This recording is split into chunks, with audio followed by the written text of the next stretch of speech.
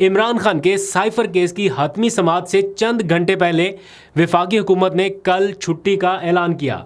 बहुत सारे लोग ये पूछ रहे हैं कि क्या कल अदालत में साइफर केस की समाअत नहीं होगी। तो छुट्टी का जो नोटिफिकेशन जारी हुआ है उसको अगर आप गौर से पढ़ें तो 27 इदारों को इस नोटिफिकेशन की कॉपी भेजी गई है या उनको मतला किया गया है कि आपके इदारे भी बंद रहेंगे।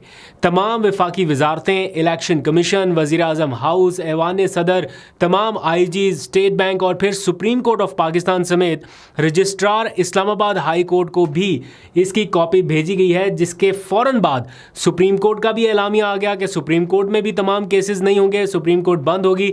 फिर लाहौर हाई कोर्ट और इस्लामाबाद हाई कोर्ट से भी एलामिया आ गया। मतलब साफ है कि कल इमरान खान के केस का जो फैसला महफूज होने वाला था, यानी कंक्लूड होना था कल ये केस, वो अब नहीं होगा। फिलहाल अगली समाअत तक मौखर हो गया।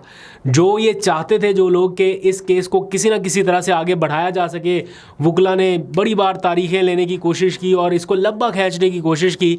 अब लग रहा है कि बज़ाहिर उन्हें एक कामयाबी नज़र आई है कि जब तक किसी अगले केस का बंदोबस्त नहीं हो जाता सज़ा का उस केस में, तब तक ये मामला थोड़ा और आगे चले। अब इसका ये मतलब भी नहीं है कि 28 मई की छुट्टी हुई तो इसका मतलब 29 मई को ही दोबारा ये केस टेकअप हो जाए। मुझे ऐसा लगता है कि अब ये केस फिर से इसकी तारीख जो है वो तय होगी और गालबन एक आध हफ्ता तो लग रहा है कि गया।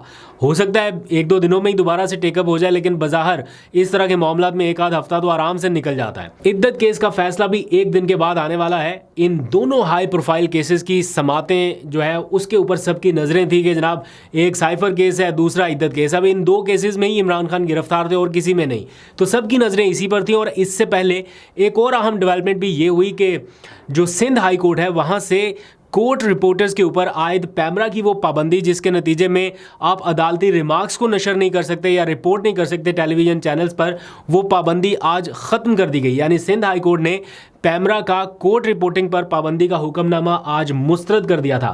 तो इम्कान ये था कि कल जब साइफर केस लगेगा या फिर इद्दत केस अगले दिन लगना था, इनकी कोर्ट रिपोर्टिंग उसी तरह से होगी जैसे पहले हो रही थी।